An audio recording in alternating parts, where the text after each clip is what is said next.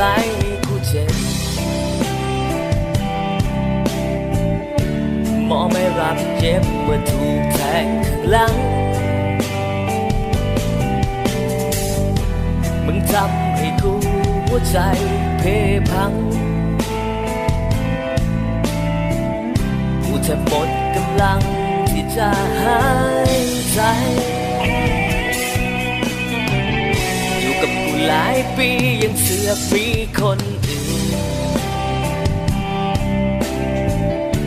กูต้องทนฝืนกลั้นน้ำตาไว้เก็บซ่อนความช้ำเอาไว้ข้างในใจมันแทบสลายไม่มีชิ้นดีกูรักมึงหมดใจทำไมมึงทำอย่างนี้กูไม่ใช่ของตายฟรีให้มึงสวมเขาก็กูไม่ใช่ควายที่มันโง่เขลาเมื่อมึงไม่เอาก็บอกกูดีๆ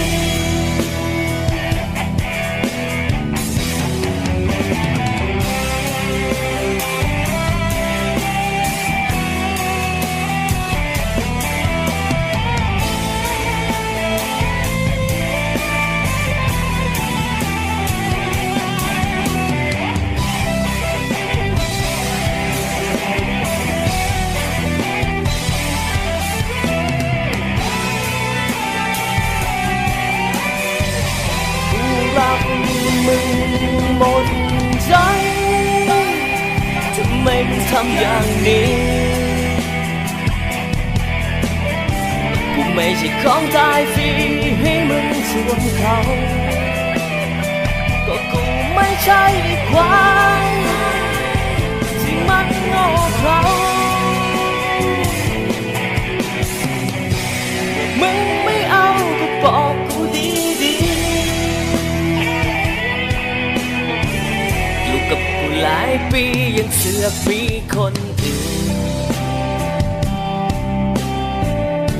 กูต้องทนฝืนกลั้นน้ำตาไว้เก็บซ่อนความช้ำเอาไว้ข้างในใจมันแทบสลายไม่มีชิ้นดีมึงไม่เอาก็บอกกูดี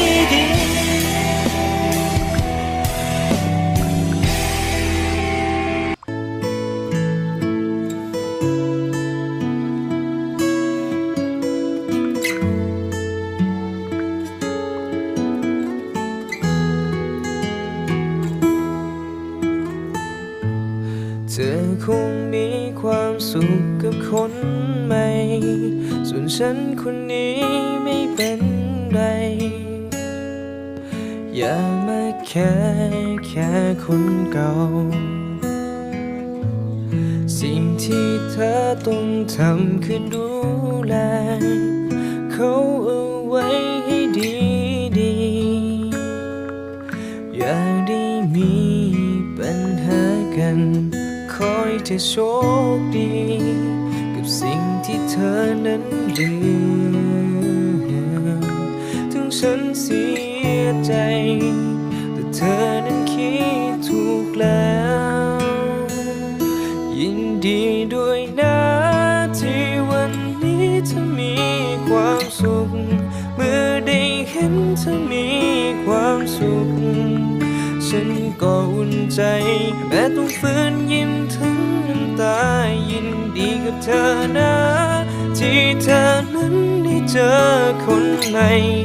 คนที่รักเธอด้วยหัวใจ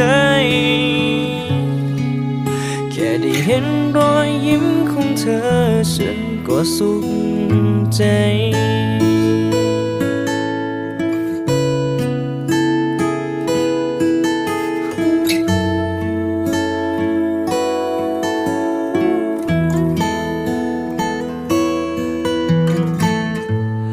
ที่จริงฉันก็อยากจะรักเธอแต่ก็ทำได้แค่รักเธอและเห็นเธอมีความสุขขอให้เธอโชคดีกับสิ่งที่เธอนั้นลืมถึงฉันเสียใจแต่เธอนั้นคิดถูกแล้วยินดีด้วยนะที่วันนี้เธอมีความสุขเมื่อได้เห็นเธอมีความสุขฉันก็อุ่นใจแม้ต้องฝืนยิ้มถึงตายยินดีกับเธอนะที่เธอนั้นได้เจอคนใหม่คนที่รักเธอด้วยหัวใจแค่ได้เห็นรอยยิ้มของเธอฉันก็สุขใจ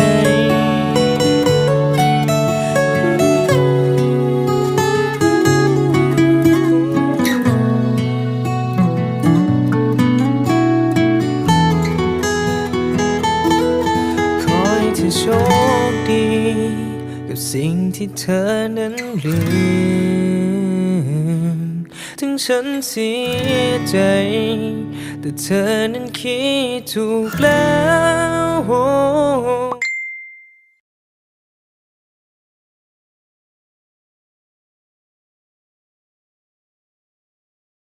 ยินดีด้วยนะที่วันนี้เธอมีความสุขเมื่อได้เห็นเธอมีความสุขฉันก็อุ่นใจและต้องฝืนยิ้มทั้งน้ำตายินดีกับเธอนะที่เธอนั้นได้เจอคนใหม่เจอคนที่รักเธอด้วยหัวใจแค่ได้เห็นรอยยิ้มของเธอฉันก็สุขใจ